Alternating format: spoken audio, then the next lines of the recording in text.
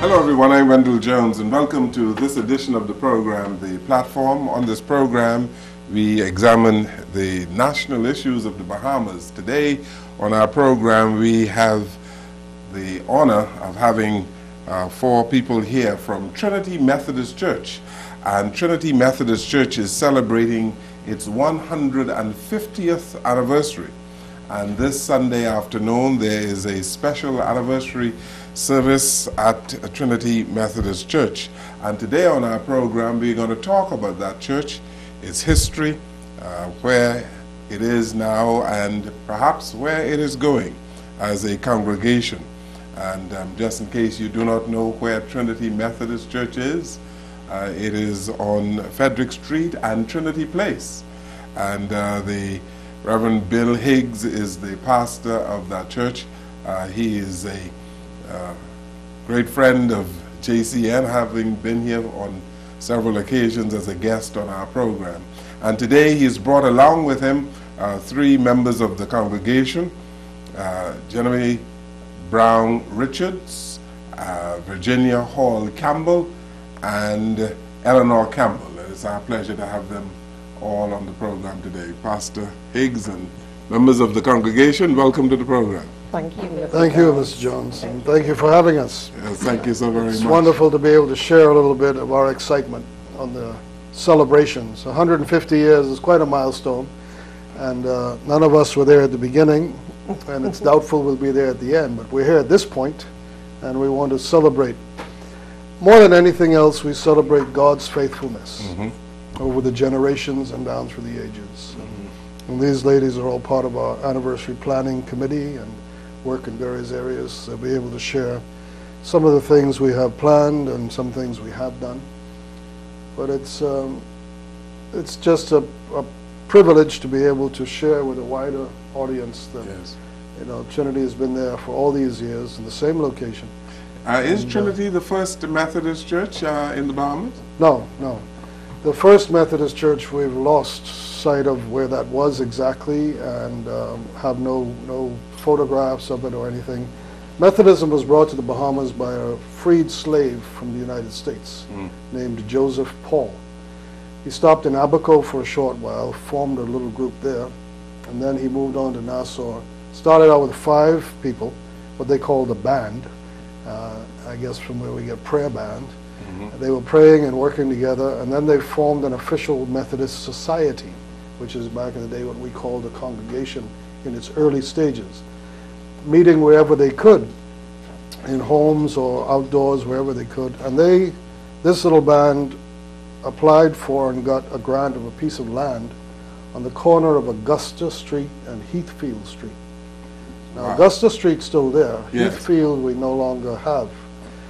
Whether another street was renamed or whether that was renamed by another name, we're not sure. Whether it disappeared or got built over. But on that corner, a church was started. Paul and his fellow laborers worked mostly at night because they were laborers and they had their own jobs to do. When the church was almost completed, the Church of England protested to the royal governor because these Methodists were, in addition to having worship, were starting a school and were teaching the children, the black children of slaves and former slaves, and they weren't too happy about that. So they wanted it shut down.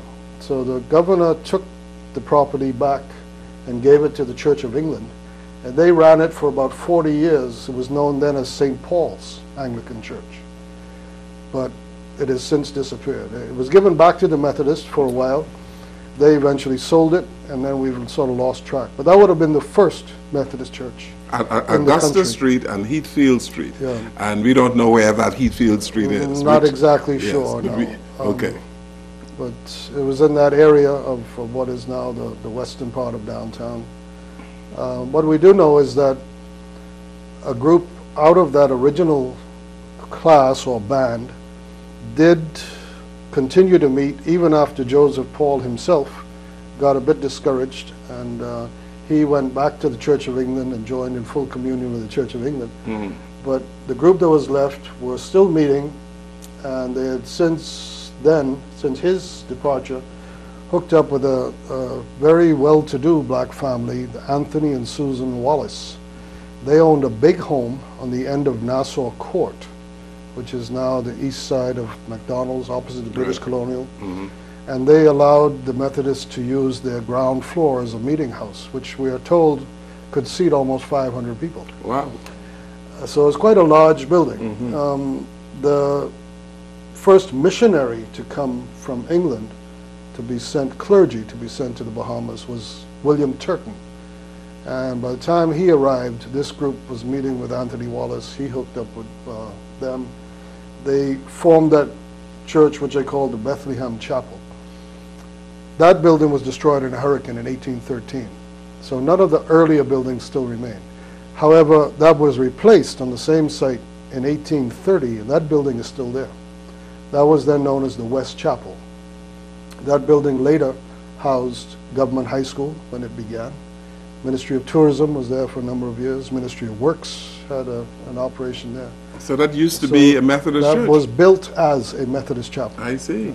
Well, in those days they called them meeting houses. Right. Because, you know, historically the Methodists coming out of the Church of England, they wanted to intentionally make sure there was a distinguishment between the Anglicans and the Methodists.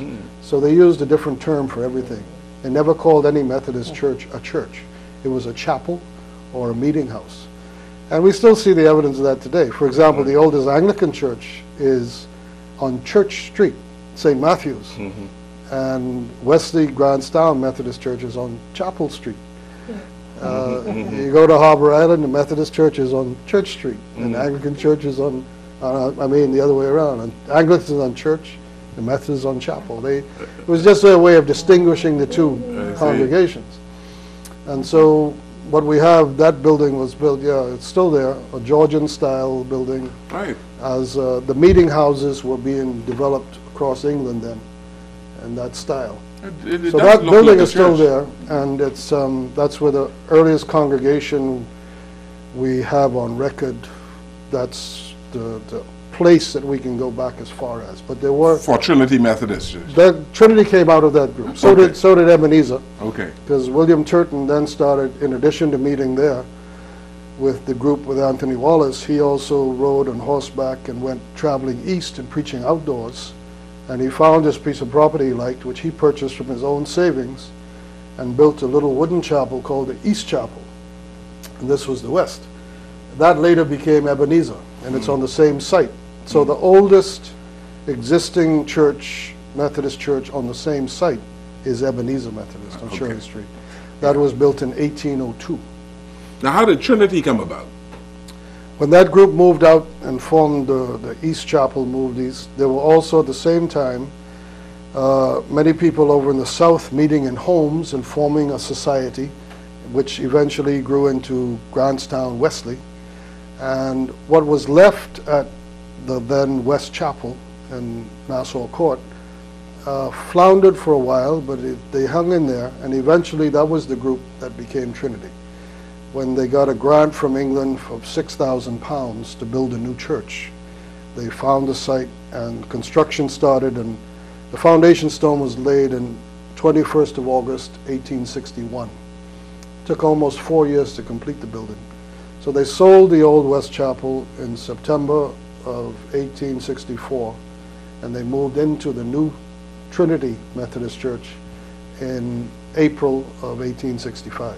Now, I'm told that most of the churches in the city were actually built by the government.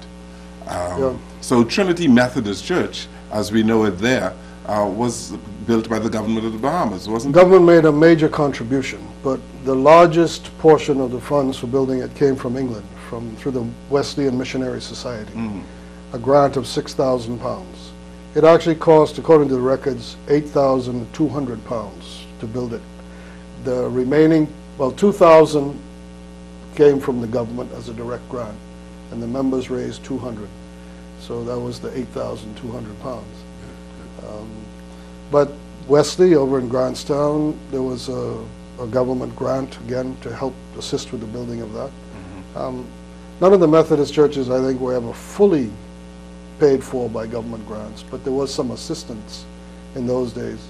Of course, they were trying to encourage churches to be built in those days, not so much now we don't need to encourage. They're being built all the time, Yes. everywhere. Yes. Ladies, you've always been members of Trinity. Have you all always been members of Trinity? Well, I've been a member since I was 16. Since you were 16? Yes. No, I've not always been a member. I've been a member for the past 6 years. Oh, okay. Ms. Campbell? I've been a member for the past, I think, 21 years, because I came up from Wesley Methodist Church, and then I joined Trinity Methodist Church in 1992. Okay. Now, Trinity has always been was it the biggest Methodist church on the island of New Providence? In terms of size? Seating and capacity, congregation? the original church was built to seat 800 people. But then it had a balcony in the back half, so there were additional seats upstairs. The hurricane of 1866, 18 months after it was dedicated, totally demolished the building. Right. They rebuilt it, dropped the roof by 10 feet. The original one was 10 feet taller, but kept the balcony. It wasn't until the 1928 hurricane that badly demolished the western end that they took the balcony out and moved the choir and the organ to the east end. And that also reduced the seating capacity. So now we seat comfortably 350 because there's no balcony and no additional seating. I've seen photographs of the damage done by the 28 or 26 hurricane. 28, yeah. Badly damaged the roof of the church, eh? Yeah. The whole western end was gone. And but even that was not as bad as the 1866, which they had to totally rebuild after that one. So, but in answer to your question, no, Trinity is not now the largest. When it was built, it probably was, because it was a little bigger than the West Chapel that they moved out of. Ebenezer now is the Methodist church that seats the most. The largest building, though, footprint, is actually Wesley Methodist in Harbor Island. When that was built in 1843, Harbor Island had a population of over 6,000 people, because it was the shipbuilding capital of the Bahamas in those days. And a lot of people lived there who, after the shipbuilding died out, moved away. And that was the largest congregation at that time. What happened was they petitioned off a third of the church, and the back end, which they converted to Sunday school rooms, a vestry, restrooms, and all. So it decreased the actual congregation seating by a third.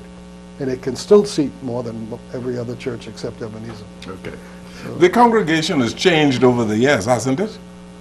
Oh, yes. Well, these and ladies perhaps you can evidence speak to of that. You know, when I came to Trinity in 1992, coming from Wesley Church, right, it was all a black church, and then going into Trinity, it was a mixture, because I joined the choir. And when I joined the choir, there was about 2 or 3 other black persons in the choir other than myself. And so I joined the choir, and then I also was part of the leadership team.